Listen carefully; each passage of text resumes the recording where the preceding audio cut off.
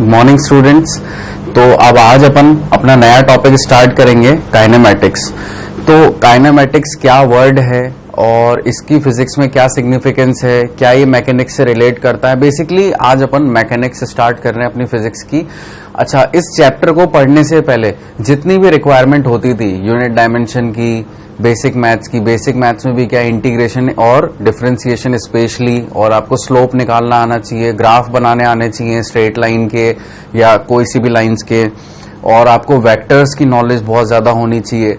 तो अपन एक बार देखते हैं अपन इस चैप्टर में करेंगे क्या, मैं आपको बताता हूं। यहाँ पे सबसे पहले देखिए, तो काइनेमैटिक्स जो है इसको अपन ने ब्रेक कर रखा है 4 भागों में। तो जो सबसे पहला है वो हो गया आपका रेक्टिलिनियर मोशन। आप लोग इसे नोट करते जाइए, क्योंकि अगर अपने को पूरा एक ब्रीफ आइडिया होगा, एक आउटलाइन होगी अपने पास कि अपन क्या करने वाले हैं, तब अपने को ज्यादा अच्छे समझ में आएगी चीजें। दूसरा अपन का होगा प्रोजेक्टाइल मोशन।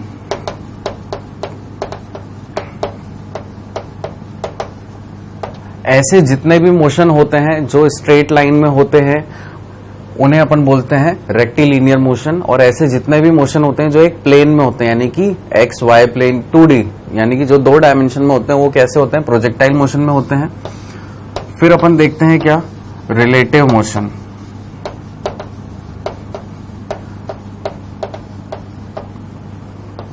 और लास्ट आता है अपना इसके बाद सर्कुलर मोशन। ये 4 तरह के जो मोशन होते हैं ये किसको बिलोंग करते हैं, काइनेमैटिक्स को। तो अपन ने क्या किया, अगर अपने को जल्दीबाजी में पढ़ना होता तो अपन सारी चीजें एक ही चैप्टर में रख देते, लेकिन अपन ने हर चीज को ब्रीफली और थोड़ा सा डिटेल वे में भी अगर अपन उसको देखें, कहना चाहें तो, इसलिए अपन एक एक करके एक एक चैप्टर लेंगे। अपन सबसे पहले रेक्टिलिनियर मोशन पढ़ेंगे, फिर प्रोजेक्टाइल, फिर रिलेटिव, फिर सर्कुलर। जब अपना सर्कुलर खत्म हो जाएगा तो अपन ये कह सकते हैं कि हमारी काइनेमैटिक्स जो है कंप्लीट हो गई। अच्छा, अब बात ये आती है, जो काइनेमैटिक्स है ये बिलोंग करता है एक कैटेगरी को फिजिक्स की, जिसको अपन बोलते हैं क्या, मैकेनिक्स। मैकेनिक्स में क्या होता है, मशीन है, ठीक है, आप कह सकते हो मूवमेंट ऑफ अ मशीन, ठीक है। मैकेनिक्स क्या होती है, मैकेनिक नहीं कह रहा हूं मैं, ठीक है, मैकेनिक अलग चीज है, मैकेनिक्स अलग चीज है ना। मैकेनिक्स क्या है, स्टडी ऑफ मोशन। आपका जो भी आपकी जो मशीन है, अगर उसमें कोई मोशन हो रहा है तो अपन उस चीज को स्टडी करते हैं। तो आइए अपन देखते हैं, रेक्टिलिनियर मोशन अपन स्टार्ट कर रहे हैं आज अपना पहला टॉपिक। तो देखते हैं काइनेमैटिक्स का पहला टॉपिक। तो इसके अंदर देखते हैं मैकेनिक्स की क्या अपने पास डेफिनेशन है, the branch of physics in which motion and force causing motion are studied. ठीक है, अगर आपके पास कोई एक मशीन है, अगर वो मोशन में है, तो वो अगर मोशन में है तो उसके पीछे बहुत सारे रीजन रहे होंगे। उसको किसी ने धक्का मारा होगा उसके ऊपर, यानी कि कोई फोर्स लगाया होगा, उसमें कोई इनबिल्ट ऐसी टेक्नोलॉजी अपन ने रखी होगी जो मूव करती है, वो आगे बढ़ती है, उसमें बहुत तरह के फोर्सेज लग रहे होंगे। अपन आगे जाकर के सारे टाइप्स ऑफ फोर्सेज भी देखेंगे एनएलएम में, जब अपन Newton's law of motion start करेंगे। तो काइनेमैटिक्स अब क्या होती है, अपन एक फ्लो चार्ट से यहाँ पे देखेंगे। देखिए, मैकेनिक्स को मैंने यहाँ पे इस तरह से आपको एक फ्लो चार्ट से दिखाया हुआ है। एक अपन अगर मोटा मोटा अगर अपन इसको तोड़े तो सबसे पहले अपने को मिलेगा क्या, स्टैटिक्स और एक डायनामिक्स। ठीक है, स्टैटिक्स क्या होती है, ऐसे स्टडी ऑफ फोर्स जो कैसे हैं, बॉडी कैसी है उसमें रेस्ट में। ठीक है, study of force and their effect on object at rest. अगर मैं आपसे कह दूं कि ये चौक है मेरे हाथ में, ये रेस्ट पे है, तो अब ये रेस्ट पे रखी हुई है, यानी कि रेस्ट पे रहने का मतलब है ये हिल नहीं रही है। ठीक है, स्टेशनरी ऑब्जेक्ट है। अपन रेस्ट या स्टेशनरी ऑब्जेक्ट उनको बोलते हैं ऐसे ऑब्जेक्ट्स को जो हिलते नहीं है, अपनी जगह पे ही रहते हैं। अब इसके ऊपर कोई ना कोई फोर्स काम कर रहा होगा, ये मेरे हाथ के ऊपर रखी है, तो मेरे हाथ से इसको ऊपर की तरफ में कोई एक इसको फोर्स जा रहा होगा, एक इसका अपना खुद का वेट है तो वो नीचे की तरफ लग रहा होगा, और भी सराउंडिंग्स का कोई ना कोई फोर्स होंगे जो इसके ऊपर लग रहे होंगे, तभी तो यहीं पे है, वरना तो ये कहीं और मूव हो जानी चाहिए थी। ठीक है, अगर मैं अभी यहाँ से एयर चला दूं, एक पंखा लगा दूं यहाँ पे, तो ये उड़ करके आगे जाएगी, उड़ करके मतलब सरक करके आगे जाएगी, तब इसके ऊपर और फोर्स लगेंगे, इसमें फिर जो रोल ऑन होगी तो इसमें कुछ फ्रिक्शन फोर्स भी होगा, जिसे अपन घर्षण कहते हैं हिंदी में। तो ये अपना जो भी एक ऐसी बॉडी जो रेस्ट पे रखी हुई है, उस पर जो भी फोर्स काम कर रहे हैं, उसको अपन कौन सी कैटेगरी में डालते हैं, स्टैटिक कैटेगरी में। ठीक है, उसको स्टैटिक मैकेनिक्स में अपन डील करते हैं। डायनामिक मैकेनिक्स क्या होता है अपना, ऐसी बॉडी जो कि ऑलरेडी क्या है, मोशन में, ठीक है। अपन इसको देखते हैं, study of force and their effect on object in motion. अब जैसे आप इसको ऐसे मान लीजिए कि आप एक कार में जा रहे हैं, अब आप कार में जा रहे हैं, आप उसके अंदर बैठे हुए हैं, तो उसमें कितने तरह के फोर्सेस लग रहे होंगे। एक तो कार आगे अपने आप बढ़ रही है, तो उसमें एक अपना एक्सेलरेशन होगा, एक वेलोसिटी होगी, या और आप उसके अंदर बैठे हैं तो आपका वेट नीचे, कार का वेट नीचे, और रोड के ऊपर है तो एक नॉर्मल रिएक्शन ऊपर जा रही होगी। मतलब बहुत तरह के फोर्सेज होते हैं, उनको स्टडी अपन किसमें करते हैं, डायनामिक्स ऑफ मैकेनिक्स में। अच्छा, फिर अपन ने डायनामिक मैकेनिक्स को और दो भागों में तोड़ा हुआ है, काइनेमैटिक्स और काइनेटिक्स। दोनों अलग अलग चीजें हैं। काइनेमैटिक्स में क्या होता है, देखिए काइनेमैटिक्स का जो बेसिक मीनिंग है वो क्या है, ये है साइंस ऑफ मोशन, यानी कि मोशन जितने भी प्रकार के होते हैं उनकी स्टडी करना, ठीक है, उनके ऊपर रिसर्च जो है वो अपना काइनेमैटिक्स देखता है। अब इसके अंदर भी क्या है, which deals with study of motion without going into the cause of motion, ठीक है। यानी कि क्या कहना चाह रहा है कि अगर आपने एक बॉडी चल रही है तो ये क्या करेगा, उसको स्टडी तो कर लेगा, लेकिन वो क्यों चल रही है, उसके ऊपर कौन से फोर्सेस एक्ट कर रही है, उनको नहीं देखेगा। ये क्या करेगा, उनका डिस्प्लेसमेंट, उनकी वेलोसिटी और उनका टाइम ये बता देगा अपने को, लेकिन वो फोर्स, एनर्जी, टॉर्क वगैरह अगर उसमें कुछ लग रहा होगा तो वो ये सब चीजें नहीं बताएगा। ये बिना कॉज जाने ये उसके बारे में अपने को डिटेल देगा। और ये इसका उल्टा होता है काइनेटिक्स। ये क्या करता है, इसको कॉज चाहिए। अगर एक गाड़ी का पहिया भी घूम रहा है तो वो क्यों घूम रहा है, उसके घूमने से क्या इफेक्ट आ रहा है, इसको हर चीज चाहिए काइनेटिक्स में। तो it is a branch of mechanics which is concern about the cause, that is force, torque, that cause of motion of a body, ठीक है। अपन जब तक देखिए, अगर अपन किसी बॉडी को धक्का नहीं देंगे तब तक वो आगे बढ़ेगी नहीं। और उसको धक्का देने का आज की डेट में अपने पास बहुत सारे तरीके हैं। अपन ने कुछ इंजन्स बना दिए जिसमें टॉर्क आता है, पहिया घूमता है, आगे बढ़ता है। अपन बहुत सारी चीजें आज की डेट में उसमें कैलकुलेट कर सकते हैं। तो ये सब बातें अपन करते हैं काइनेटिक्स में, और बिना कॉज वाली जो बातें हैं वो अपन किसमें करते हैं, काइनेमैटिक्स में। तो अभी अपने लिए जो अपने को पढ़ाई करनी हो, किसके लिए करनी है, काइनेमैटिक्स से रिलेटेड अपने को पढ़ाई करनी है यहाँ पे। तो देखते हैं अपन आगे काइनेमैटिक्स की।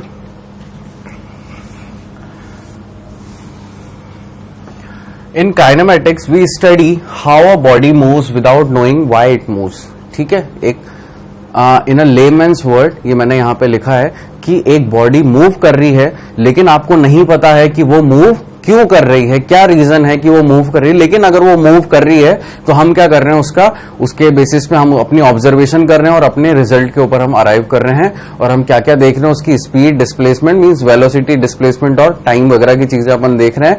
बाकी उसके फोर्स क्या काम कर रहे हो, क्या एनर्जी लूज कर रही है, क्या वर्क डन कर रही है, कुछ नहीं देख रहे हैं हम, ठीक है। ये अपन काइनेमैटिक्स में देखेंगे। Now we have classified the motion in 3 categories. सबसे पहली कैटेगरी आ गई अपनी रेक्टिलिनियर एंड ट्रांसलेटरी मोशन, ठीक है। दूसरी है अपनी सर्कुलर और रोटरी मोशन, और तीसरी है अपनी ऑसिलेटरी एंड वाइब्रेटरी मोशन। तो तीनों कैटेगरीज को अपन एक एक करके लेके चलेंगे आगे। तो अगर मैं सबसे पहले आपके बात करूं ट्रांसलेशन मोशन की, तो ट्रांसलेशन मोशन, ये जो अभी अपन ने ऊपर कैटेगरी पढ़ी रेक्टिलिनियर वगैरह, वो सब अभी अपन कैरी करेंगे। पहले अपन देखते हैं ट्रांसलेशन मोशन क्या है। भाई ऐसा मोशन, ठीक है, जो कि कैसा हो, एक स्ट्रेट लाइन के पाथ पे हो या फिर कैसे हो, कर्वीलिनियर हो। यानी कि मैं आपसे क्या कहना चाह रहा हूं कि अगर एक बॉडी है, सपोज मैं एक आपके लिए एक बॉडी, यहां पे ये ए है, ए पॉइंट है, और ये बी पॉइंट है, ये सी पॉइंट है, ये डी पॉइंट है। अब एक बॉडी मूव कर रही है, ये स्ट्रेट लाइन में जा रही है, ठीक है। यहां से ए पोजीशन से बी पे आ गई, ये ए से सी पे आ गई, और सपोज एक मैंने बॉडी बनाई तो डी से ए पे आ गई। इस तरह से, इस पे ये साइन लगाने की जरूरत नहीं है, बस एक बॉडी बनानी है अपने को कि यहां से यहां तक ये गई। तो ये अपना क्या हो गया, ये अपना हो गया A to B, ये हो गया A to C, और ये मैं कहता हूं D to A। इस तरह से अपन ने दो बॉडी गई। तो इनका पाथ देखिए आप, एक स्ट्रेट लाइन में जा रही है, ठीक है, इनमें कोई कर्व नहीं है। लेकिन अगर मैं आपको बोल दूं कि A से B पॉइंट पे, ये A पॉइंट है, ये B पॉइंट है, अब इसके ऊपर जो बॉडी जा रही है, ठीक है, वो कुछ ऐसा पाथ फॉलो करके जा रही है। या और भी अपन इसको अच्छा करना चाहें तो कुछ इस तरह से, यहां पे अपना B पॉइंट, ये अपना A पॉइंट। तो ये जो पाथ हुआ, ये स्ट्रेट लाइन पाथ तो हुआ नहीं, इसमें कई जगह पे कर्व्स आ रहे हैं। कैसे? ये पहला कर्व, ये दूसरा, ये तीसरा, ये चौथा, ये पांचवा, ऐसे 5 कर्व आ गए इस रास्ते में। इधर देखिए तो 1 2 3 कर्व इधर आ गए, और इधर क्या कोई कर्व है? नहीं। ये कैसी लाइन है? स्ट्रेट लाइन है। तो ऐसे जो भी मोशन होते हैं जो स्ट्रेट लाइन में होते हैं, ये कर्वी लीनियर पाथ में होते हैं, उन्हें अपन क्या बोलते हैं? Translation of motion. आगे चलते हैं अपन, आप लोग नोट करते जाइएगा। आज के लेक्चर में समझने की चीजें बहुत हैं, थ्योरेटिकल चीजें हैं सारी की सारी, तो आप लोग कॉपी पेन लेकर के बैठिए और अपने नोट्स बनाते जाइए। फिर अब अपन देखते हैं ट्रांसलेशन मोशन का एक फ्लो चार्ट, कि इसमें कैसे कैसे डिस्ट्रीब्यूशन होता है अलग अलग मोशंस का। तो रेक्टिलिनियर मोशन और एक कर्वीलिनियर मोशन, अपन ने 2 तरह के मोशन बना लिए। रेक्टिलिनियर मोशन क्या होंगे, जिससे अपन क्या बोलेंगे? 1 डायमेंशनल मोशन या ट्रांसलेशन मोशन अपन कह सकते हैं, ट्रांसलेटरी मोशन अपन इसे कह सकते हैं। ये ऐसे मोशन होते हैं जो एक प्लेन में होते हैं, यानी कि मैंने आपको बताया था ये गाड़ी ए से बी पे जा रही है, ए से बी ट्रेवल कर रही है, कैसे? एक स्ट्रेट लाइन में। तो ये कैसा मोशन हो गया? 1D। यानी कि अगर मैं इसको आपके एक्स एक्सिस और वाई एक्सिस पे प्लॉट करूं, तो अगर ऐसे चल रही है तो सिर्फ एक्स एक्सिस पे है, ऐसे चल रही है तो सिर्फ वाई एक्सिस पे है। ठीक है, इसका सीधा सा मतलब ये हुआ। एक ही एक्सिस होगा, 2 एक्सिस इसमें नहीं हो सकते हैं, या तो केवल एक्स एक्सिस पे। आप जैसे कुछ क्वेश्चंस देखते होंगे कि एक आपको एक लाइन दे रखी है, इसमें ये P है, ये Q है और ये R है, तो वो आपको बोल देंगे पहले तो भाई P से R गया और R से Q पे आ गया, या आपको बोल देंगे क्या P से Q गया और Q से R गया और फिर R से वापस से P पे आ गया। तो ये मोशन कैसा हो रहा है? वो जा तो आगे पीछे ही रहा है ना, ऐसा तो नहीं है कि वो कहीं रास्ते में मुड़ रहा है, वो सीधा जा रहा है सीधा आ रहा है। बस ये है कि कभी उसको रुकना पड़ रहा है, कभी आगे जाना पड़ रहा है, कभी पीछे जाना पड़ रहा है, यानी कि वो एक ही लाइन पे आगे पीछे हो रहा है। तो ऐसे मोशन अपने क्या होते हैं? 1D मोशन होते हैं। रेक्टिलिनियर मोशन अपना यही होता है। फिर कर्वीलिनियर मोशन में अब कर्व आ रहा है, ठीक है। अगर मैं आपको ये एक्स और वाई एक्सिस दे दूं और मैं आपको बोल रहा हूं कि एक बच्चा जो है वो गेंद फेंक रहा है, तो अगर वो फेंकेगा तो वो कोई ना कोई कर्व तो बनाएगा, ठीक है। ऐसा तो नहीं हो, ठीक है, फेंकने में स्ट्रेट भी फेंक सकता है, लेकिन बहुत कम पॉसिबिलिटी है। जब भी अपन बॉल को थ्रो करेंगे या बास्केटबॉल शूट जब अपन करते हैं, बहुत सारे अपने रियल लाइफ के ऐसे एग्जांपल्स हैं, तो वहां पे क्या होगा? जब भी अपन कोई चीज थ्रो करते हैं वो एक कर्व बनाता है, ठीक है। तो अगर सपोज वो कर्व बन रहा है ऐसा, ठीक है, ये अपना अगर एक्स एक्सिस है और ये अपना अगर वाई एक्सिस है, तो ये जो कर्व बन रहा है इसमें 2 कोऑर्डिनेट आ रहे होंगे। अगर मैं इस पॉइंट को ले लूं, अगर मैं ये वाला पॉइंट लूं, तो यहां पे देखिए ये एक्स एक्सिस का कोऑर्डिनेट होगा, ये वाई का, तो यानी कि यहां पे एक्स कॉमा वाई दोनों आ रहा है, यानी कि ये एक प्लेन में बात हो रही है, 2 डायमेंशन मोशन। इसलिए अपन क्या बोलते हैं? कर्वीलिनियर मोशन जो होंगे या तो मोशन इन अ प्लेन, जिसे अपन क्या बोलते हैं? 2 डायमेंशन मोशन, या फिर ये होगा क्या? 3D, है ना, 3 डायमेंशन मोशन। तो 3 डायमेंशन मोशन का अगर मैं आपको कोई एग्जांपल देना चाहूं तो जैसे random movement of a gas molecule. आपके घर में सिलेंडर आते हैं, गैस के सिलेंडर होते हैं, तो उसमें जो गैस मॉलिक्यूल होते हैं वो कैसे एक जगह रहते हैं? नहीं, वो वाइब्रेटरी रहते हैं, ठीक है, वो हिलते जुलते रहते हैं इधर से, और उनका मूवमेंट सारे डायरेक्शन में होता है, एक्स में भी, वाई में भी, जेड में भी, ठीक है। तो ऐसे मोशन को अपन क्या बोलते हैं? Motion in a space. और भी एग्जांपल है अपने पास, जैसे रॉकेट आपका लॉन्च होता है, स्पेस में चला जाता है, तो वो कहीं भी मूव करता है, एक्स में, वाई में, जेड में, ठीक है। तो वहां पे अपने पास तीनों कोऑर्डिनेट होते हैं, x comma y comma z. तो ये अपना क्या हो जाता है? 3 डायमेंशन मोशन हो जाता है। तो ये अपन ने एक बेसिक अपना आइडिया लिया ट्रांसलेशन मोशन के बारे में, और इस फ्लो चार्ट को आप कभी मत भूलिए।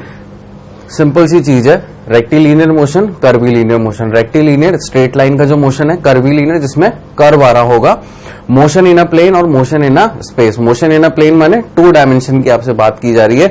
2 डायमेंशन मोशन कुछ इस तरह से होगा जिसमें एक्स और वाई कोऑर्डिनेट आपके पास होंगे।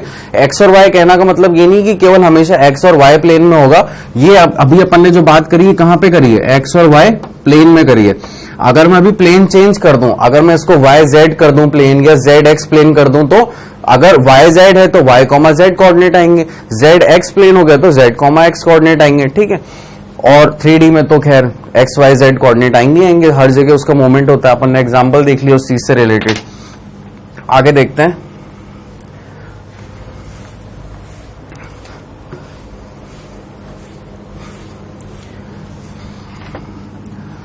तो अब रेक्टिलिनियर मोशन और ट्रांसलेटरी मोशन, अब अपन इनकी डेफिनेशन देखते हैं। अपन ने ऑलरेडी बोला था कि ऐसे मोशन जो स्ट्रेट लाइन पाथ को फॉलो करते हैं उनको अपन क्या बोलते हैं? रेक्टिलिनियर मोशन और रेक्टिलिनियर ट्रांसलेशन मोशन, ठीक है। अच्छा, ये इनको 1D के नाम से भी जाना चाहता, अपन ने ये फ्लो चार्ट में देख लिया कि ये 1 डायमेंशनल मोशन होते हैं। अब इनसे रिलेटेड एग्जांपल की जो मैं आपसे बात कर रहा था कि a car running on a straight road, ठीक है, एक कार है जो एक स्ट्रेट रोड पे चलती जा रही है, कहीं पे मुड़ नहीं रही है, तो वो कैसा मोशन हो गया, रेक्टिलिनियर मोशन हो गया। Train running on a straight track, railway tracks होते हैं, पटरियां होती हैं, काफी सीधी सीधी होती हैं, तो वहां पे ट्रेन कहीं पे मूव नहीं करती। लेकिन आप अगर देखें तो ये आपके रेलवे ट्रैक्स हैं, ये बहुत देर तक तो सीधी सीधी चल रही है, लेकिन अचानक से एक कर्व आता है, ठीक है, ये कर्व आ गया रेलवे ट्रैक्स में आपके, तो ये क्या होता है, सीधी सीधी चल रही है, फिर कर्व आ गया, तो जैसे ही कर्व आ गया तो ये कैटेगरी अलग हो गई, फिर कर्वीलिनियर पाथ हो जाएगा इसका। लेकिन जब तक स्ट्रेट लाइन में चल रही है, जब तक ये क्या होगा, एक रेक्टिलिनियर मोशन होगा। फिर मैंने आपको बताया था एक बच्चा जो है बॉल को वर्टिकली अपवर्ड थ्रो कर रहा है, जैसे अगर मैं इस चॉक को ऐसे ऊपर फेंक करके फिर अपने हाथ में ले रहा हूं, तो ये क्या कर रही है, ये एज इट इज ऊपर जा रही है और फिर मेरे हाथ में आ रही है, तो ये क्या हो रहा है, एक स्ट्रेट लाइन में लेकिन वर्टिकली अपवर्ड डायरेक्शन में ये मोशन हो रहा है। तो ये एक एग्जाम्पल अपना ये हो गया, ठीक है। अब अपन इसको थोड़ा सा देखते हैं कुछ डायग्राम्स की हेल्प से। यहां पे आप देखिए, इधर देखिए क्या हो रहा है, ये जो कार है ये स्ट्रेट चल रही है, डायरेक्शन आप देखिए, अगर ये थोड़ा सा आपको ऐसा लग रहा है आप इसको स्ट्रेट करके भी देख सकते हैं, ये कार जो है सीधी चल रही है, कहीं पे मुड़ नहीं रही है, तो ये किसका एग्जाम्पल हो गया, एक रेक्टिलिनियर, ठीक है, ये आपका एक रेक्टिलिनियर मोशन का एग्जाम्पल हो गया 1D, ठीक है, एक ही लाइन पे ये चल रही है।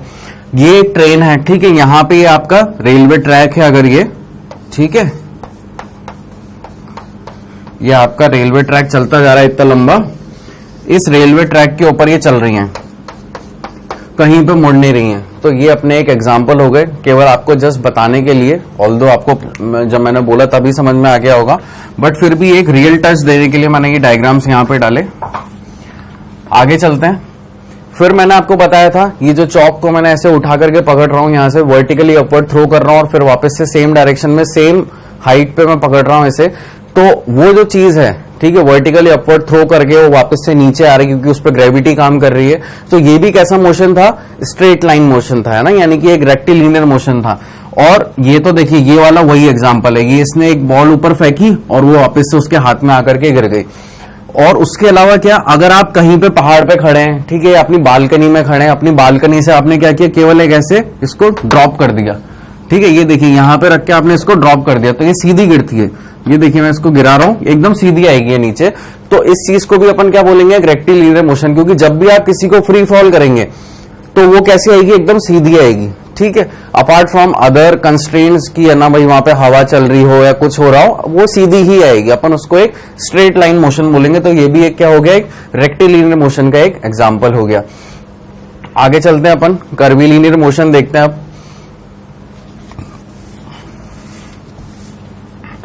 आप लोग नोट करते जाइएगा जो जो चीजें यहाँ पे हो रही हैं, सारे एग्जाम्पल्स को, ये कुछ रियल लाइफ एग्जाम्पल्स हैं जो आपको समझने में काफी हेल्प करेंगे।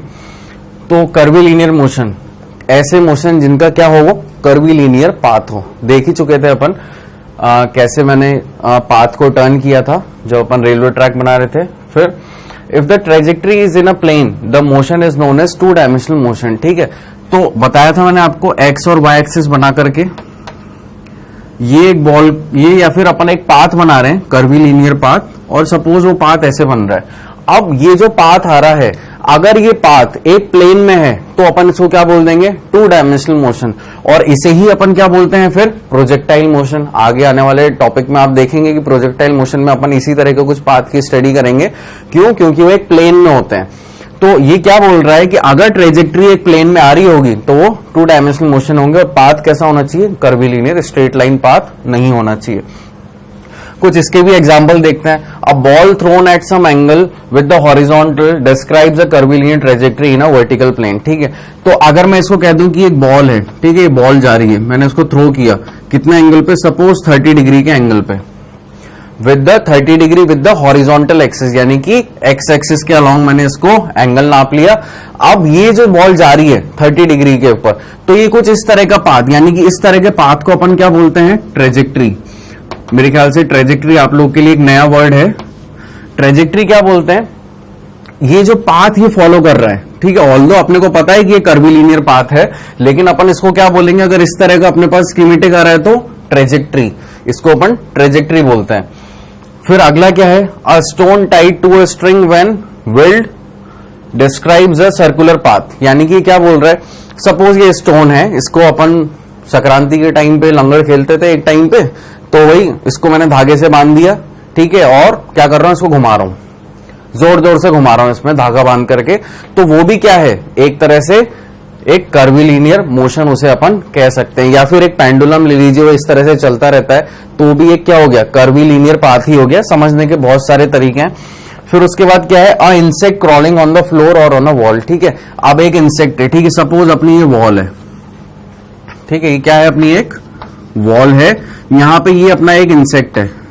अब ये इंसेक्ट क्या कर रहा है, ये वॉल के ऊपर जा रहा है, कभी इधर गया, कभी इधर गया, कभी इधर गया, कभी ये इस तरह से नहीं घूम ही रहा है। तो ये जो पाथ ये बना रहा है, ये कैसा पाथ है, कर्वीलिनियर पाथ है। इसमें जगह जगह पे क्या आ रहे हैं, टर्न्स आ रहे हैं, ठीक है। तो ये अपना क्या हो गया, एक कर्वीलिनियर मोशन हो गया। तो आप लोग को समझ में, आप लोग इतनी चीजें नोट करिए, फिर अपन आगे चलते हैं 2 डायमेंशन और 3 डायमेंशन पे। पहले आप यहां तक की चीजें नोट करिए। तो आप लोगों ने नोट किए यहां तक। अब आप लोगों ने एग्जाम्पल यहां पे देखे थे, मैंने क्या क्या एग्जाम्पल बताए थे। एक तो क्या भैया कि अपन ने एक पत्थर में धागा बांध दिया और उसको घुमा रहे हैं, और एक और क्या देखा अपन ने, यहाँ पे एक इंसेक्ट क्रॉल कर रहा है और एक बॉल अपन थ्रो कर रहे हैं, कैसे, हॉरिजॉन्टल में। रेक्टिलिनियर के केस में अपन ने वर्टिकली अपवर्ड फेंकी थी, यहाँ पे हॉरिजॉन्टली फेंकी अपन ने, ठीक है। तो अब ये यहाँ पे अपन कुछ एग्जाम्पल देखते हैं। यहाँ पे एक कार ये चल रही है, देखते हैं इसका पाथ, अब ये मुड़ रही है, तो ये कैसा हो गया, कर्वीलिनियर पाथ, ठीक है। और यहाँ पे ये जो बच्चा है, इसके हाथ में क्या है, ये स्टोन है जिसको एक धागे से या रस्सी से बांधा हुआ है, इसको एक घुमा रहा है, तो ये भी कैसा पाथ अपन बोलेंगे, कर्वीलिनियर पाथ। ऑल्दो आप लोग की बात सही है, अगर आप ऐसा सोच रहे हैं तो कि सर ये तो सर्कुलर मोशन हो रहा है, तो भाई सर्कुलर मोशन भी तो यहीं से जन्म, मतलब जो इनके जन्मदाता है वो तो कर्वीलिनियर मोशन ही है, उन्हीं से ही धीरे धीरे चीजें, भाई आपको अगर आज इतना समझ में आता है कि अगर मैं ऐसा करूंगा तो ये होगा, लेकिन अगर वही चीज अगर आप 2 साल के बाद देखेंगे तो आप बोलेंगे यार ये ऐसे करते तो और अच्छा होता। तो वो तो अपडेशन है, ठीक है, चीजों के अपडेशन होते रहते हैं। तो ये चीज अपनी क्या होगी, एक कर्वीलिनियर मोशन। और यहाँ पे जो गाड़ी अभी स्ट्रेट चल रही है, अब इसमें कर्व आएगा, ठीक है। अगर आप यहाँ पे मैप पे देखें तो ये गाड़ी ऐसे चल रही है, फिर इसका एक कर्व आया, यहाँ पे एक कर्व तो ये था और दूसरा कर्व इसका यहाँ पे आया है। देखिए अब फिर एक और कर्व आने वाला है, तो ये मुड़ेगी यहाँ पे। ये कुछ भी नहीं, आपके गेम की क्लिप है, लेकिन आपको समझाने के लिए कि कर्वीलिनियर पाथ कैसे होते हैं, स्ट्रेट लाइन के पाथ कैसे होते हैं, केवल एक वो चीज आप यहां से जज कर सकते हैं। वैसे किसी ने एक बहुत अच्छी बात बोली थी, मैंने कहीं पे पढ़ी थी, कि जिन्होंने वीडियो गेम बहुत ज्यादा खेला है उनका दिमाग बहुत ज्यादा खुला हुआ होता है, वो चीजों को बहुत जल्दी समझ जाते हैं। तो आप लोग भी ज्यादा से ज्यादा वीडियो गेम खेलिए, आपके नंबर बहुत अच्छे आएंगे। चलिए आगे देखते हैं, मोशन इन अ प्लेन। तो मोशन इन अ प्लेन को अपन देख चुके थे, क्या बोलते हैं अपन इसको, मोशन इन 2 डायमेंशन, ठीक है। तो अब क्या हो रहा है इसके अंदर, 2 डायमेंशन के अंदर वही सेम चीज कि एक जो अपना जो भी ट्रेजेक्ट्री बनेगी, अगर वो एक प्लेन में आ रही है, जो भी मोशन हो रहा है वो एक प्लेन में हो रहा है, तो अपन उसको क्या बोलेंगे, 2 डायमेंशन मोशन या मोशन इन अ प्लेन। तो अपन एक बार रीड आउट कर लेते हैं साइड बाय साइड, आप इसको नोट भी करते जाइए। The motion of a particle is said to be in 2 dimension if any 2 out of 3 coordinate specifying the position of the object with respect to its change with time। यानी कि क्या बोल रहे हैं कि 3 कोऑर्डिनेट होते हैं अपने पास, x, y और z। तो मैंने आपको बताया था x, y लेना जरूरी नहीं है, अपन y, z भी ले सकते हैं और z, x भी ले सकते हैं। वही चीज ये बोल रहे हैं कि कोई से भी जो तो अपने 3 कोऑर्डिनेट होते हैं x, y, z, उन 3 में से कोई से भी 2 कोऑर्डिनेट से अगर आपको उसकी पोजीशन पता चल रही है with respect to change in time, यानी कि पोजीशन क्या होती है, अगर अभी मैं यहां पे खड़ा हूं तो मेरी पोजीशन ये, अगर 1 सेकंड हो गया और मैं यहां पे आ गया तो मेरी पोजीशन टाइम के रेस्पेक्ट में चेंज होती है। तो वही चीजें बता रहे हैं कि जो 2 कोऑर्डिनेट हैं अगर वो अपने को पता चल जाए 3 में से, तो अपना मोशन कैसा होता है, ये प्लेन में होता है एक, ठीक है। इसके एग्जाम्पल इन्होंने डाले हुए हैं, प्रोजेक्टाइल मोशन और सर्कुलर मोशन। अपन ने एग्जाम्पल भी देखे अभी सर्कुलर मोशन से रिलेटेड। फिर आगे चलते हैं अपन। अब यहां पे ये क्या हो रहा है, ये प्रोजेक्टाइल मोशन है बेसिकली। मैंने आपको बताया था एक बॉल को अपन ने थ्रो किया, वो ऐसे ऐसे करके एक ट्रेजेक्ट्री को फॉलो करेगी, ये क्या होती है, एक ट्रेजेक्ट्री,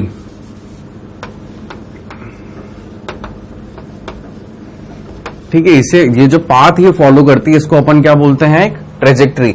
और ये जो मोशन हो रहा है ये कैसा मोशन है, एक प्रोजेक्टाइल मोशन है। आपने क्या किया, एक बॉल को हॉरिजॉन्टली फेंका, लेकिन उसका क्या हुआ, कुछ थीटा एंगल बना, किससे, हॉरिजॉन्टल से, ठीक है। और अब क्या हो रहा है, इसके अंदर अपने को एक्स और वाई एक्स अपन कंपोनेंट जानना सीख चुके हैं। वेक्टर कंपोनेंट अब अपन निकाल सकते हैं, रेक्टेंगुलर कंपोनेंट जिसे अपन बोलते हैं, या रिजोल्यूशन ऑफ वेक्टर। तो यहां पे आप देख रहे हैं आपको वेक्टर का साइन दिख रहा है और उनका कुछ रिजल्टेंट दिख रहा है। तो यहां पे वो रिजल्टेंट क्या है, ये रिजल्टेंट है, और ये आपका हॉरिजॉन्टल कंपोनेंट हो गया, ये आपका वर्टिकल कंपोनेंट हो गया। अगर मैं कह रहा हूं ये v वेलोसिटी से जा रही है तो इसकी वर्टिकल कंपोनेंट क्या हो जाएगा, vx, और हॉरिजॉन्टल वर्टिकल कंपोनेंट क्या हो जाएगा, vy। तो ये अपना एक प्लेन के अंदर है ना, 2 डायमेंशन मोशन इस तरह से होगा एक प्लेन में। यहां पे x एक्सिस और क्या है, y एक्सिस। तो ये कौन सा प्लेन यूज कर रहे हैं, ये xy प्लेन को यूज कर रहे हैं, ठीक है। आप इसके प्लेन चेंज भी कर सकते हैं, yz हो सकता है और zx भी हो सकता है। आगे चलते हैं, ऑब्जर्व कीजिए इस डायग्राम को भी, यहां से आपको क्या समझने को मिल रहा है। देखिए इन्होंने क्या लिखा है, पैराबोलिक ट्रेजेक्ट्री। किसको बोला है, ये जो पाथ वो फॉलो कर रहा था, ठीक है। ये डायग्राम रखा ही इसलिए था ताकि आपको मैं बता सकूं कि ट्रेजेक्ट्री क्या होती है। सेम वही चीज मानिए, वहां पे वो मूविंग था, यहां पे ये क्या हो रहा है, अपन ने इसको एक सर्कल से रिप्रेजेंट कर रखा है। वही अपन एक बॉल थ्रो कर रहे हैं और वो इस तरह की ट्रेजेक्ट्री फॉलो करके यहां पे ग्राउंड पे आ रही है। इधर यहां से वो स्टार्ट हुई थी, और अगर ये उसका मैं ग्राउंड मान लूं और ये अगर उसकी वेलोसिटी है, जिसको इन्होंने क्या बोला हुआ, v0, तो इसका एक वर्टिकल कंपोनेंट भी होगा और एक हॉरिजॉन्टल कंपोनेंट भी होगा। तो यहां पे क्या लिख सकता हूं, v0 x, और ये क्या हो जाएगा, v0 y। y क्यों, वर्टिकल कंपोनेंट, x क्यों, हॉरिजॉन्टल कंपोनेंट, और ये इसका रिजल्टेंट जा रहा है, ठीक है। तो ये अपना एक एग्जांपल हो गया किसका, 2 डायमेंशनल मोशन का। आगे चलते हैं अपन, और अब 3 डायमेंशनल मोशन के बारे में बात करेंगे। जो अपना प्रोजेक्टाइल मोशन होगा वो मोशन इन अ प्लेन ही अपन उसे कहते हैं, 2 डायमेंशनल मोशन होता है। तो रेक्टिलिनियर के बाद जो अपना अगला टॉपिक होगा वो प्रोजेक्टाइल होगा। तो वहां पे वो सारी चीजें आपको क्लियर होंगी कि कैसे वो मूवमेंट होता है, कैसे ट्रेजेक्ट्री आती है, कैसे उनकी रेंज, टाइम, सब मैक्सिमम हाइट, ये सब अपन कैसे कैलकुलेट करते हैं, सब अपन वहां सीखेंगे। अभी अपन केवल एक ओवरव्यू ले रहे हैं, आज अपन ने पहला दिन अपने को काइनेमेटिक्स स्टार्ट करते हुए। तो this is just a basic introduction, ताकि आपको फील आए कि अपन क्या पढ़ रहे हैं और क्यों पढ़ रहे हैं। तो अब है मोशन इन ए स्पेस। यहां पे क्या होता है, motion in a space, x, y और जेड तीनों के तीनों कोऑर्डिनेट होंगे। तो अपन ने क्या बोल दिया, यहां पे मोशन कैसे होगा, तीनों डायमेंशन में होगा, तीनों एक्सिस पे होगा। तो इसे अपन ने क्या बोल दिया, 3 डायमेंशन मोशन। यहां पे क्या होगा, तीनों के तीनों, वहां तो कितने थे, 3 में से 2।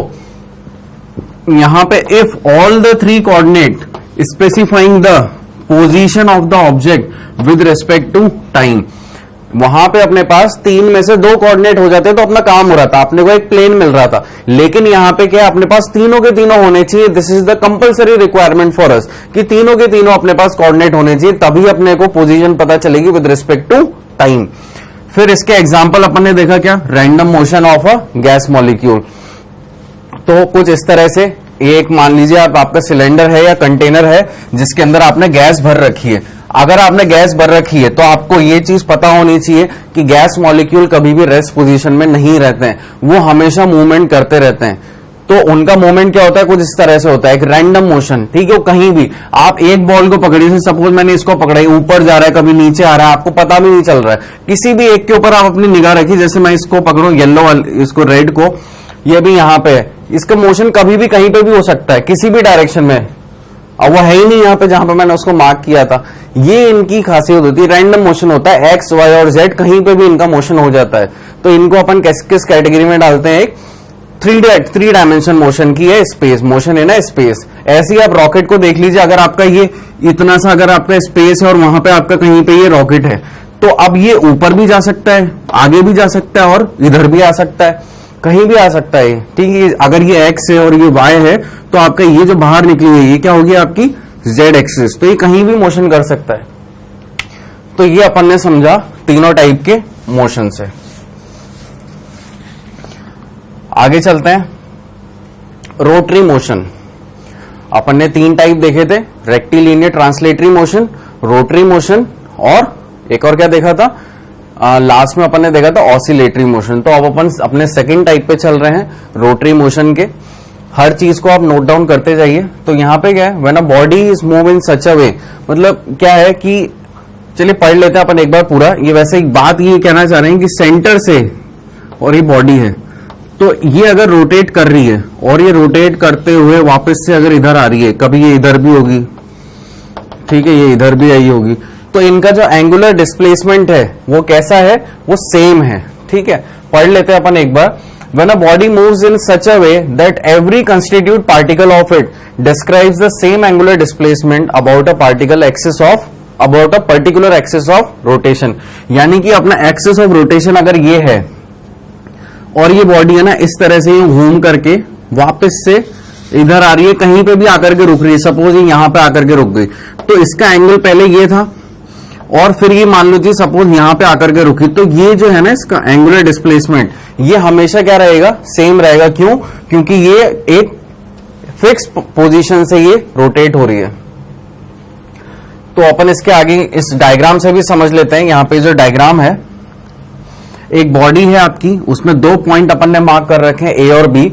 और अब क्या हो रहा है, ये बॉडी रोटेट होकर के यहां पे आ गई, यानी कि फिक्स पॉइंट है, तो ये ऐसे यहां पे आ गई, पहले ऐसे थी और अब ये ऐसे यहां पे आ गई। तो अब ये जो ए का, यानी कि आप देखिए ए पहले यहां था और ए अभी यहां आ गया, तो इन दोनों के बीच का ये कुछ एंगुलर डिस्प्लेसमेंट हुआ है, और एक ये बी है पोजीशन और इस बॉडी की बी पोजीशन, तो उनके बीच का एंगल, तो ये क्या होगा, हमेशा सेम एंगुलर डिस्प्लेसमेंट होगा। यानी कि जो ये था ए के बीच में वही कितना है, उतना ही बी के बीच में। ऐसे ही अपन आगे और एग्जांपल देखते हैं।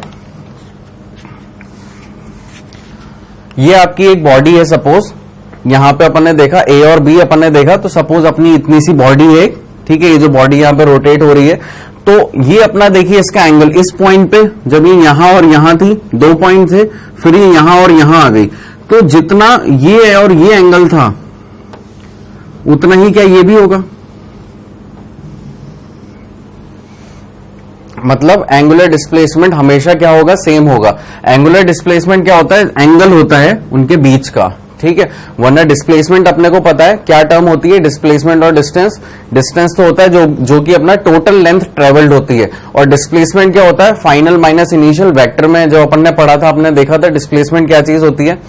ऐसे ही आगे देखिए यहाँ पे इस डायग्राम में भी, यहाँ पे भी क्या हो रहा है, एक बॉडी जो है रोटेट कर रही है। अगर ये बॉडी को थोड़ा सा आप बड़ा कर लें, इसी बॉडी को ए और बी पॉइंट अगर आप दे दें, तो वहां पे भी क्या हो रहा है, आपका एंगुलर जो डिस्प्लेसमेंट हो रहा है वो सेम हो रहा है यहाँ पे भी।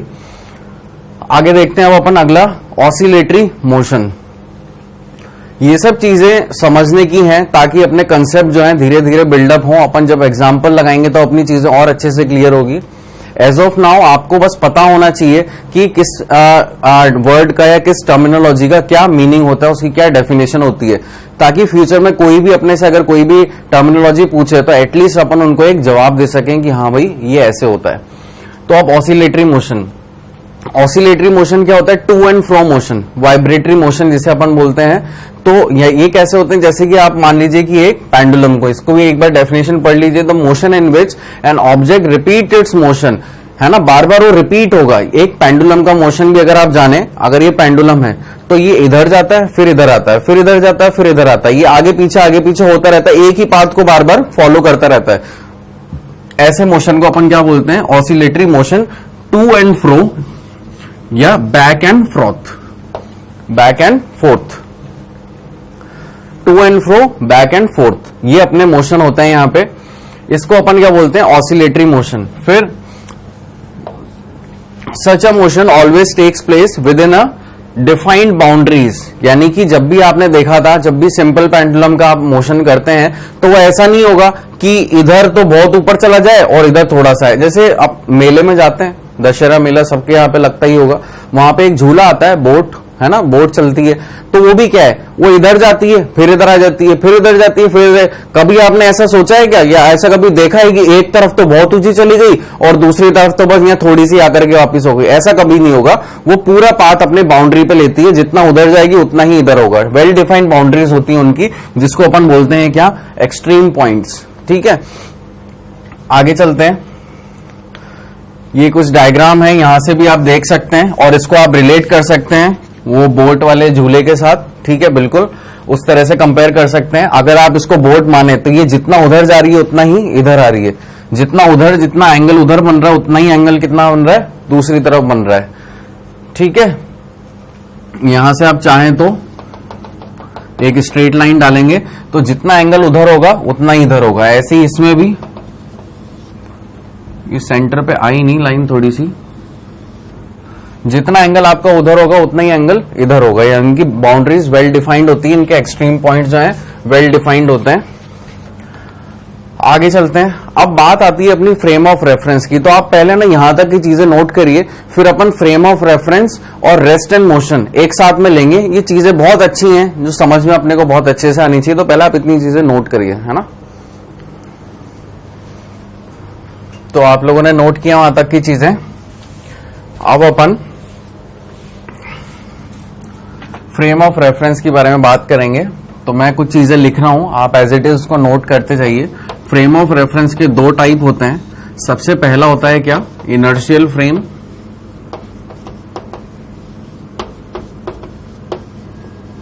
और दूसरा होता है क्या, नॉन इनर्शियल फ्रेम, ठीक है। ये दो तरह के फ्रेम होते हैं किसमें, फ्रेम ऑफ रेफरेंस में। अब दोनों में अंतर क्या होता है अपन देखते हैं। पहले अपन फ्रेम ऑफ रेफरेंस को समझ लेते हैं। A frame of reference is a frame in which an observer sits and make an observation. यानी कि क्या होता है कि अगर मैं आपसे कह रहा हूं कि यहां पे ये एक मशीन है, इसमें कुछ ना कुछ चेंजेस हो रहे हैं, कुछ ना कुछ इसमें फोर्सेस लग रहे हैं, कुछ इसमें मोटर चल रही है, कुछ भी मतलब इसमें कुछ भी अंदर एक्टिविटी हो रही है, तो आप क्या कर रहे हो, आप देख रहे हो एज अ ऑब्जर्वर, आप इसे देख रहे हो और ये एक फ्रेम हो गया। यानी कि जो भी हो रहा है वो कहां हो रहा है, इसके अंदर हो रहा है, तो उसको आपने क्या बना लिया, एक फ्रेम बना लिया, ठीक है। तो ये अपना क्या कहलाएगा, फ्रेम ऑफ रेफरेंस। इस फ्रेम ऑफ रेफरेंस के बेसिस पे मैंने ऑब्जर्वेशन करी और मैंने अपना रिजल्ट रखा, ठीक है। अब फ्रेम ऑफ रेफरेंस क्यों बोला गया कि भैया तुम जो यहां पे ऑब्जर्व कर रहे हो उस टाइम पे जो भी धूप है, जो भी छांव है, जो भी मौसम है, जो भी माहौल है इस टाइम पे, इस फ्रेम ऑफ रेफरेंस के टाइम पे, वो एक अलग चीज है। अगर इसी टाइम पे अगर तुमने ये ऑब्जर्वेशन 11 बजे करी है तो 11 बजे कोई और बंदा किसी और कंट्री में बैठा होकर ऑब्जर्वेशन कर रहा होगा और सेम चीज कर रहा होगा, लेकिन वहां पे अगर एनवायरमेंट अलग होगा, वहां पे सराउंडिंग्स अलग होंगी तो रिजल्ट अलग आएगा। तो इसलिए अपन क्या करते हैं, हर बार अपना frame of reference upon justify करते हैं कि इस फ्रेम ऑफ रेफरेंस पे हमारी ये ऑब्जर्वेशन है जो हमने ऑब्जर्व करी है, ठीक है। अब इसके दो टाइप होते हैं, एक तो इनर्शियल फ्रेम और एक non inertial frame. Inertial frame क्या होते हैं अपन देखते हैं। इनर्शियल फ्रेम ऐसे फ्रेम होते हैं जिसमें रेस्ट पे होती हैं चीजें। A frame of reference which is either at rest और मूविंग विथ कांस्टेंट वेलोसिटी। यानी कि अभी जो मैंने आपको एक फ्रेम बना करके दिया था, ये इसके अंदर जो भी एक्टिविटी हो रही थी, तो ये फ्रेम ऑफ रेफरेंस या तो रेस्ट पे है। रेस्ट पे होने का मतलब क्या है कि ये बिल्कुल भी मूव नहीं हो रहा है, इसकी वेलोसिटी कैसी है, 0 है, ये ऐसे बिल्कुल पड़ा हुआ है ना। रेस्ट अपन ने देख लिया था। और अगर मैं इसको कांस्टेंट वेलोसिटी से आगे बढ़ा रहा हूं तब भी ये क्या होगा, एक इनर्शियल फ्रेम कहलाएगा। इसको अपन क्या बोलते हैं, इनर्शियल फ्रेम। ऐसे फ्रेम जो कि या तो रेस्ट पे हो या फिर उनमें कुछ ना कुछ वेलोसिटी हो। ये चीजें आपको कोई भी इतनी ज्यादा डिटेल में नहीं बताएगा, ट्रस्ट मी। वो लोग आपको सिर्फ एक एग्जांपल लेकर के समझा देंगे। हर एक डिटेल में आपको बातें जाननी होती है तो आपको रिफ्रेशर्स बुक उठानी पड़ती हैं या फिर आपको अपने फैकल्टी से एक्स्ट्रा टाइम लेना पड़ता है। यहाँ पे अगर मैं ये वाली चीज आपको समझा रहा हूं तो आपको इसको अच्छे से नोट डाउन करके रखना चाहिए। तो अगली चीज अपन देखते हैं, non inertial frame of reference. Non inertial frame of reference क्या होते हैं, ऐसे फ्रेम्स जो कि क्या है, मूविंग है। यहां तो ये क्या है, रेस्ट पे है, ठीक है, लेकिन मूविंग क्या होंगे, जिसमें कुछ ना कुछ एक्सेलरेशन होगा। अगर मैं इसमें ही अगर और एक्सेलरेशन लगा दूं, ठीक है, तो अब ये मूव भी कर रहा है और अच्छी स्पीड पे ही आगे बढ़ता जा रहा है। पहले तो क्या कांस्टेंट था, तो कांस्टेंट को तो अपन अर्थ के रेस्पेक्ट में उस फ्रेम को रेस्ट में मान सकते थे, स्टेशनरी मान सकते थे, लेकिन अब उसमें एक्सेलरेशन आ गया है, ठीक है। इसको आप ऐसे समझ सकते हैं, एक ट्रेन है, अगर वो कांस्टेंट वेलोसिटी से चल रही है तो वो एकदम, उसका ग्राफ कैसे आएगा, एकदम स्मूथ आएगा, एक ऐसी एक स्ट्रेट लाइन आएगी। लेकिन अगर आपने उसमें एक्सेलरेशन लगा दिया तो अब क्या हो रहा है, उसकी वेलोसिटी इंक्रीज हो रही है और ऐसा तो है नहीं कि ट्रेन हमेशा एक ही वेलोसिटी पे चलेगी, एक ही एक्सेलरेशन पे चलेगी, ब्रेक भी लगेंगे, स्पीड बढ़ेगी भी घटेगी भी, तो उसका ग्राफ अप्स एंड डाउन में आ जाएगा। आगे देखेंगे अपन ग्राफ कैसे चेंज होते हैं एक्सेलरेशन को वेरी करने पे, वेलोसिटी को वेरी करने पे। बट एज ऑफ नाउ ये दो अपने टाइप होते हैं। इनर्शियल फ्रेम क्या होते हैं? ऐसे फ्रेम जो कि रेस्ट पे होते हैं या उनकी कांस्टेंट वेलोसिटी होती है। नॉन इनर्शियल फ्रेम क्या होते हैं? जो कि मूविंग होते हैं विथ सम एक्सेलरेशन। इतनी चीज अपने को ध्यान रखनी है, तो अपने को अब आगे रेस्ट और मोशन का जो कंसेप्ट है वो समझ में आ जाएगा। आइए तो अपन देखते हैं रेस्ट एंड मोशन क्या होता है। एक बार डेफिनेशन पढ़ लेते हैं। मोशन, ये किसकी अपन डेफिनेशन देख रहे हैं? रेस्ट की। ठीक है, ऐसी चीजें जो रेस्ट पे रखी, यानी कि motion is a combined property of the object and observer. There is no meaning of rest और motion without the observer. Nothing is in absolute rest or in absolute motion. An object is said to be in motion with respect to observer. It may happen by both ways, either observer moves or object moves. तो ये क्या कहना चाह रहे हैं यहाँ पे? Rest और मोशन नाम की ऐसी कोई भी चीज नहीं होती। कब तक? जब तक उन्हें कोई ऑब्जर्व नहीं कर रहा हो। भाई अगर आप कह रहे हो कि ये रेस्ट में, आपने कब कहा? जब आपने इसे ऑब्जर्व किया। आप कह रहे हो कि अब ये मूविंग है, तो आप कब कह रहे हो? जब आपने ऑब्जर्व किया। यानी कि अपने को रेस्ट एंड मोशन का कंसेप्ट समझने के लिए एक ऑब्जर्वर की जरूरत होती है। तो अब अपन इसको समझेंगे। अपन ने डेफिनेशन पढ़ी, 3-4 लाइनें लिखी हुई थी, समझ में नहीं आया सर जो भी वहां पे लिखा हुआ था। आप तो थोड़ा सा डिटेल में एक्सप्लेन करो, तो अपन वो देखते हैं कैसे डिटेल में अपन ने एक्सप्लेन किया। सपोज कीजिए कि ये क्या है? एक प्लेटफॉर्म है, ये आपकी ट्रेन है और ये यहाँ पे V से चल रही है। यहाँ पे ऑलरेडी लिखा ही हुआ था, V से ये आगे चल रही है कांस्टेंट वेलोसिटी से। इसमें लिख देता हूं कांस्टेंट है ये।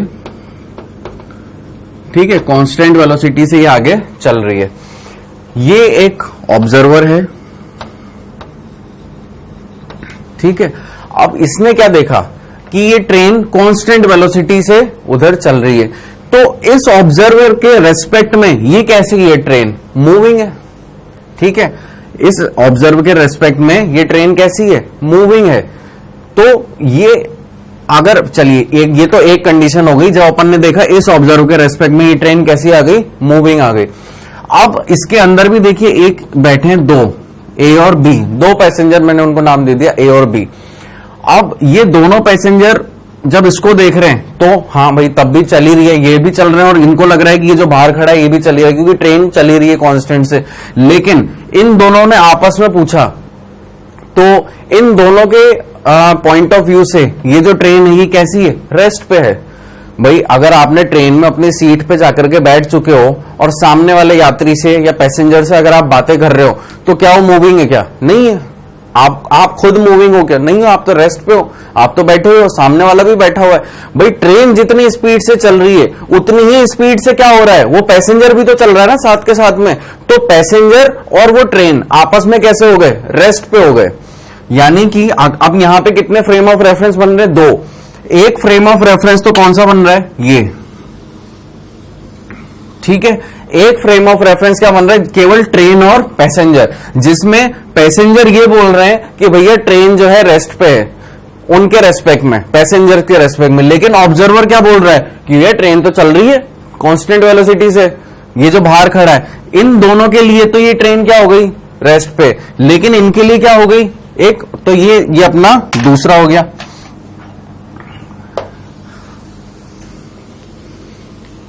ठीक है, तो अब मेरे को आप बताइए कि यहां पे अपन ने ये तो देख लिया कि फ्रेम ऑफ रेफरेंस आ रहे हैं, लेकिन उन फ्रेम ऑफ रेफरेंस का अपने को नामकरण भी करना पड़ेगा। अपन देख चुके हैं कि इनर्शियल फ्रेम होता है, एक नॉन इनर्शियल होता है। नॉन इनर्शियल तो क्या होता है? मूविंग होता है। इनर्शियल क्या होता है? रेस्ट पे होता है। तो इन दोनों पैसेंजर के लिए ट्रेन कैसे हो गई? रेस्ट पे। क्यों? क्योंकि जितनी से ट्रेन जा रही है स्पीड से, उतनी स्पीड से पैसेंजर भी आगे बढ़ते जा रहे हैं। तो जब ट्रेन रुक रही है तो पैसेंजर भी रुक रहे हैं, जब ट्रेन चल रही है तो पैसेंजर भी चल रहे हैं। इसलिए उनको तो क्या लग रहा है कि ट्रेन कैसी है? रेस्ट पे है। तो ये वाला जो फ्रेम हुआ, ये तो इनर्शियल फ्रेम हो गया। कौन सा? ये वाला, ट्रेन वाला है ना, ट्रेन और पैसेंजर वाला। और ये जो एक था ऑब्जर्वर जो देख रहा है कि ट्रेन तो चल रही है, प्लेटफॉर्म पे खड़ा हुआ आदमी तो देख रहा है क्या ट्रेन तो चल रही है, तो इसके रेस्पेक्ट में तो ट्रेन क्या हो रही है, चल रही है। तो ये कैसा फ्रेम हो गया, नॉन इनर्शियल फ्रेम, यानी कि अर्थ पूरी की पूरी अपन ने कैसी मान ली, एक नॉन इनर्शियल फ्रेम। मेरे ख्याल से वहां इतना ऊपर आपको दिखेगा नहीं, तो मैं इसको यहां पे लिख देता हूं कि ये जो व्हाइट लाइन है आपकी, ये क्या है, नॉन इनर्शियल फ्रेम।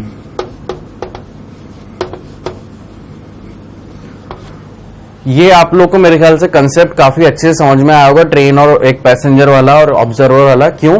क्योंकि आगे आने वाले एग्जाम्स में आपके पास कुछ ऐसे क्वेश्चंस आएंगे जिनका असर्शन रीजनिंग में आपको ऐसे क्वेश्चन बना के दे सकते हैं। आपको एक सिचुएशन दे देंगे, आपको ऐसा सोचना पड़ेगा और उस थिंकिंग के अकॉर्डिंग, उस विजुअलाइजेशन के अकॉर्डिंग आपको बताना पड़ेगा कि वो कौन से फ्रेम में है, इनर्शियल या नॉन इनर्शियल। तो एक ही चीज है बेसिकली जानने की, इनर्शियल फ्रेम कैसे होते हैं, ऐसे फ्रेम जो कि रेस्ट पे होते हैं या कांस्टेंट वेलोसिटी से आते हैं। नॉन इनर्शियल क्या होते हैं, जो कि मूवमेंट या तो मूविंग रहते हैं, स्टेशनरी नहीं होते हैं, रेस्ट पे नहीं रहते हैं और उनमें एक एक्सेलरेशन रहता ही रहता है। ठीक है, तो ये अपन ने फ्रेम ऑफ रेफरेंस समझा और रेस्ट और मोशन की बातें समझी। अपन ने देखा था ये ऑब्जर्वर रेस्ट पे है, ठीक है, ये यहां पे रेस्ट पे था, लेकिन इसके रेस्पेक्ट में ट्रेन कैसी थी, मोशन में थी, है ना। और ये जो ट्रेन के अंदर जो पैसेंजर बैठे हैं, ये दोनों के दोनों भी कहां बैठे हैं, रेस्ट पे बैठे हैं, और इनको क्या लग रहा है कि ट्रेन भी कैसे हो गई, रेस्ट पे हो गई। ठीक है, तो ये अपन ने रेस्ट और मोशन और इनर्शियल फ्रेम ऑफ रेफरेंस और non inertial frame of reference का कंसेप्ट यहां पे देखा। तो इतनी चीजें आप लोग देखिए, इसका थोड़ा सा आप स्कीमेटिक ड्रॉ कर सकते हैं अपनी कॉपीज में, एक ट्रेन और एक ऑब्जर्वर बना के उसमें दो पैसेंजर बिठा दीजिए और इस तरह से ये चीजें नोट करिए, फिर अपन आगे की चीजें और देखते हैं। तो आप लोगों ने नोट किया ये। अब अपन देखेंगे पोजीशन वेक्टर और डिस्प्लेसमेंट वेक्टर। अपन ने अभी वेक्टर कंप्लीट ही किया है, वेक्टर के जस्ट बाद अपन ने क्या स्टार्ट कर दिया, अपना रेक्टिलिनियर मोशन। तो अपने को पता है पोजीशन वेक्टर कैसे निकालते हैं। ये आपको किस तरह से यहाँ पे एक्सिस का अरेंजमेंट है, ये एक्स एक्सिस है, ये वाई है और ये जेड एक्सिस है। यहाँ पे एक्स लिखना मिसप्रिंट हो गया है, तो आप यहाँ पे एक्स लिख लीजिएगा। एक्स वाई और जेड है, और आपको एक रिजल्टेंट वेक्टर दे रखा है। अपन ने डायरेक्शन कोसाइन जब पढ़े थे तो अपन ने देखा था कि एक वेक्टर ऐसे है, और अब इस वेक्टर के ये एक्चुअली बीच में है ना, ये जेड एक्सिस तो ऐसे है, तो ये कहीं यहाँ पे बीच में है। तो इसके तीनों के तीनों कोऑर्डिनेट होंगे, एक्स भी, वाई भी और जेड भी। 3D वाली बात हो गई है यहाँ पे। तो अगर ये वेक्टर ऐसे है तो ए वेक्टर इन्होंने इसको नाम दे दिया, ये आर वेक्टर कह लीजिए, कुछ भी कह लीजिए, उसके क्या कोऑर्डिनेट है, x comma y comma z. तो अपन उसकी क्या पोजीशन लिख सकते हैं, आर वेक्टर की x i cap plus y j cap plus z of k cap. क्यों? क्योंकि एक्स एक्सिस के अलोंग आई कैप काम करता है, वाई के अलोंग जे कैप काम करता है और जेड के अलोंग के कैप। पढ़ाई अपन ने वेक्टर में वाली चीजें। तो इस तरह से अपन एक वेक्टर की या रिजल्टेंट की अपन ने पोजीशन इस तरह से अपन वेक्टर के इक्वेशन के फॉर्म में लिख सकते हैं, या फिर कोऑर्डिनेट के फॉर्म में। तो अपन आज तक लिखते हुए आए थे, अब 11th में आ गए हैं तो थोड़ा सा अपने को स्टैंडर्ड अपना ही बढ़ाना पड़ेगा लिखने का। तो अपन ने उसको वेक्टर के फॉर्म में लिखना सीख लिया, एक पोजीशन को। ठीक है, इतनी सी कहानी है पोजीशन वेक्टर की। फिर भी अपन एक बार पढ़ लेते हैं। Let A be a point in space whose coordinate are x y z, then we know that it position vector with respect to the origin. ठीक है, तो ऑब्वियसली बात है कि ये ओरिजिन है, तो उसके रेस्पेक्ट में ही अपन कोऑर्डिनेट निकालेंगे। तो कोऑर्डिनेट अपन कैसे निकालते हैं, देखिए x माइनस 0, वाई माइनस 0 और z माइनस 0। क्यों किया मैंने ऐसा, क्योंकि ओरिजिन है, ओरिजिन के कोऑर्डिनेट क्या होते हैं, 0,0,0।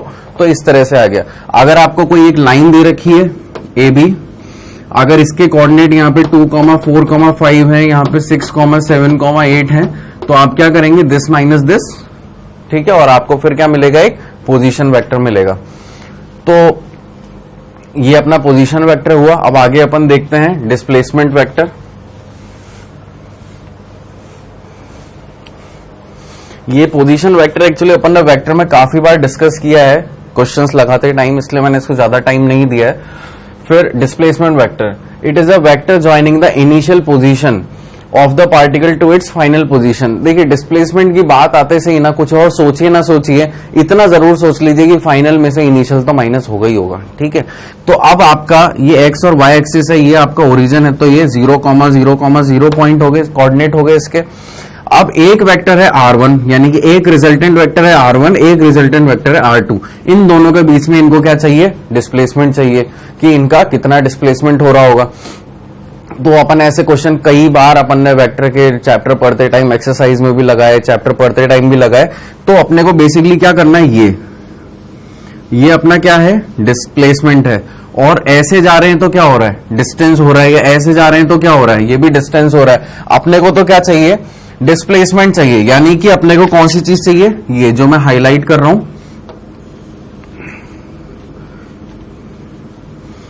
ये चाहिए अपने को डिस्प्लेसमेंट वेक्टर। तो इसको अपन कैसे निकालते थे, अगर ये R1 है, ये R2 है, तो इसको अपन लिख सकते हैं डेल्टा R, ठीक है। तो डेल्टा R अपना क्या हो जाएगा, R2 माइनस R1 वेक्टर, ठीक है। और डेल्टा R को भी अपन S से रिप्रेजेंट कर सकते हैं। अब अपन काइनेमेटिक्स में आते जा रहे हैं, तो अपन को ये चीज जाननी होनी चाहिए कि डिस्टेंस को या तो x से और डिस्प्लेसमेंट को s से या y से वर्सा, मतलब s या x का अपने को यूज करना है डिस्टेंस या डिस्प्लेसमेंट को डिनोट करने के लिए। तो ये तो वेक्टर में तो अपन r से डिनोट करते थे, बट यहाँ पे अब क्या हो जाएगा, s is equals to R2 vector minus R1 vector. तो ये अपना डिस्प्लेसमेंट वेक्टर हो गया। अब अपन इसके ऊपर कुछ एग्जांपल्स देख लेते हैं। एक ही एग्जांपल देखेंगे, काफी टाइम हो गया आज के लेक्चर में, इससे ज्यादा इंट्रोडक्शन दिया तो पूरा आप लोग भी बोर हो जाएंगे। तो अब लेते हैं अपना पहला example. A mosquito flies from a point A -1, लिख लेते हैं अपन साथ के साथ, ए टू अ पॉइंट बी, और बी क्या है अपना 2, -1, 2। Find the displacement of the mosquito. तो ये अपने से क्या पूछ रहे हैं, इसका डिस्प्लेसमेंट। सपोज अगर मैं डिस्प्लेसमेंट को मैं एस वेक्टर से डिनोट कर रहा हूं या एस से डिनोट कर रहा हूं, तो मुझे क्या चाहिए, फाइनल माइनस इनिशियल। आप देखिए from point A to B, यानी कि ए से बी पे गया, तो ए इसका इनिशियल पॉइंट हो गया और बी इसका क्या हो गया, फाइनल पॉइंट। यहां पे मैं लिख देता हूं इन्हें, ये अपना क्या हो गया, इनिशियल पॉइंट, और ये क्या हो गया अपना फाइनल पॉइंट। तो मैं इसकी इक्वेशन कैसे लिख सकता हूं, बी वेक्टर माइनस ए वेक्टर, और इनको मैं वेक्टर की फॉर्म में अगर लिखूं तो कैसे लिख सकता हूं, देखिए इसको 2i cap minus of J cap plus का 2k कैप। इसको कैसे लिख सकते हैं, minus I cap plus 2j cap plus 3k cap, इस तरह से लिख सकते हैं। तो आप देखिए यहां पे 2i cap minus of J cap plus 2k cap minus of, अब ये पूरी की पूरी इक्वेशन आएगी, यानी कि minus of I cap plus 2j cap plus 3k cap. तो आप देखिए यहां पे क्या हो जाएगा इसका, काफी बच्चों ने तो सॉल्यूशन में निकाल लिया होगा। अब देखिए साइन चेंज होंगे, यहां पे मैं ब्रैकेट ओपन करूंगा तो ये प्लस का आई कैप हो जाएगा, माइनस का 2i कैप हो जाएगा, अच्छा माइनस माइनस हाँ प्लस, और ये माइनस हो जाएगा, और ये भी क्या हो जाएगा, माइनस ऑफ 3k कैप हो जाएगा। तो अपन लिखते हैं यहां पे 2 + 1 कितना हो गया, 3i cap minus of j और माइनस ऑफ 2j, तो ये कितना हो गया, माइनस ऑफ 3j कैप, और प्लस का 2k और माइनस का 3k, तो ये कितना हो गया, माइनस का k कैप हो गया। तो अब यहां पे देखिए ये अपना फाइनली आंसर हो गया किसका, डिस्प्लेसमेंट। ये अपन ने डिस्प्लेसमेंट फाइंड आउट किया। तो सिचुएशन यहां भी कैसी रही थी, वही यहां पे दो एक्सिस थे, एक एक्स एक्सिस और एक वाई एक्सिस, और एक वेक्टर पोजीशन वेक्टर अपने को दिया था R1, एक पोजीशन वेक्टर R2 या A या B, जो भी आपको बोलना है बोल सकते हैं इसे। यहां पे आपको क्या दे रखे थे, -1, 2, 3, यहाँ पे 2, -1, 2। आपने क्या किया, इनको वेक्टर की फॉर्म में लिखा, इनका पोजीशन वेक्टर लिखा। पोजीशन वेक्टर लिखने के बाद आपने क्या किया, डिस्प्लेसमेंट वेक्टर यहाँ पे कैलकुलेट कर लिया, कैसे, R2 माइनस R1 करके। ये डिस्प्लेसमेंट वेक्टर अपने को यहाँ पे फाइंड आउट करना था। तो आज के लेक्चर में अपन यहीं तक रखेंगे। ठीक है। नेक्स्ट लेक्चर से अपन डिस्टेंस और डिस्प्लेसमेंट के बारे में थोड़ा सा डिटेल्ड डिस्कशन करेंगे कि डिस्टेंस एक्चुअली में क्या होता है और उसके चेंजेस डिस्प्लेसमेंट पे कैसे आते हैं या डिस्प्लेसमेंट के चेंजेस डिस्टेंस पे कैसे आते हैं। दोनों चीजें अपन दोनों का वेरिएशन देखेंगे, दोनों का बेसिक मीनिंग देखेंगे, कुछ एग्जांपल्स लगाएंगे उनके, और थोड़ा सा स्पीड के बारे में भी अगर हो सका तो अपन उसके बारे में भी देखेंगे। और आज के लेक्चर को मैं आपको एक बार समराइज करना चाहता हूं, अपन ने क्या क्या चीजें देखी स्टार्टिंग से। 5 मिनट आपके मैं देना चाहता हूं समराइजेशन पे। तो स्टार्ट किया था अपन ने रेक्टिलिनियर मोशन, मींस मैकेनिक्स अपन ने स्टार्ट करी थी और उसमें अपन ने बातें करी थी काइनेमेटिक्स और काइनेटिक्स की। और उससे भी पहले अपन ने देखा था कि इनको अपन ने 2 पार्ट्स में ब्रेक किया था, स्टैटिक और डायनामिक।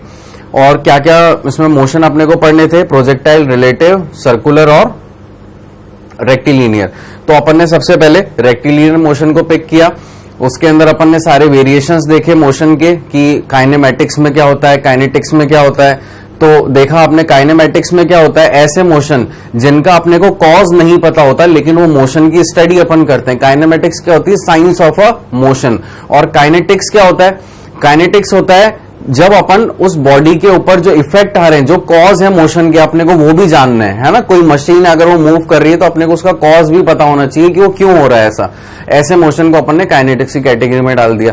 स्टैटिक और डायनामिक में बेसिक अंतर था कि अगर बॉडी रेस्ट पे है, स्टेशनरी है, तो स्टैटिक मैकेनिक्स के अंदर काउंट होगा। कोई भी बॉडी अगर मूविंग है तो वो डायनामिक्स में काउंट होगा। रेस्ट और मोशन की बातें करी अपन ने, है ना, रेस्ट में, और उसको अपन ने रिलेट किया किससे, फ्रेम ऑफ रेफरेंस के साथ। इनर्शियल फ्रेम ऑफ रेफरेंस क्या हो जाएंगे आपके, जो कि ऐसे फ्रेम जो रेस्ट पे होते हैं या कांस्टेंट वेलोसिटी से मूव होते हैं। Non inertial frame of reference क्या हो जाएंगे, जो मूविंग होते हैं और जिसमें कुछ एक्सेलरेशन होता है। इसको अपन ने रेस्ट और मोशन से रिलेट करके एक ट्रेन और पैसेंजर वाला अपन ने एक एग्जाम्पल देखा। उसके अलावा अपन ने शायद बीच में कुछ एग्जाम्पल और देखे थे, रोटरी मोशन से रिलेटेड, ऑसिलेटरी मोशन से रिलेटेड, और कुछ 2D और 3D के बारे में अपन ने बातें करी थी। तो 2D मोशन क्या होते हैं, ऐसे मोशन जो कि प्लेन में हो रहे हैं, जिसको एग्जांपल आपका क्या होता है, मोशन इन अ प्लेन या प्रोजेक्टाइल मोशन। और मोशन इन अ स्पेस क्या हो जाएंगे आपके 3D। अपन ने उसमें गैस मूवमेंट देखा था, मॉलिक्यूल गैस मूवमेंट। तो ये सब अपन ने बेसिक एग्जांपल देखे, एक इंट्रोडक्शन था।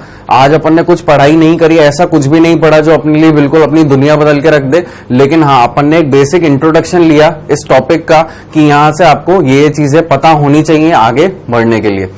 तो मैं आपसे यही रिक्वेस्ट करूंगा, जो भी अपन ने आज के बारे में पढ़ाई करी आप उसको रिवाइज करें, उसके नोट्स बनाएं अच्छे से, और फिर अपन नेक्स्ट टर्न पे अगला लेक्चर स्टार्ट करेंगे। So thank you for today's lecture, all the best.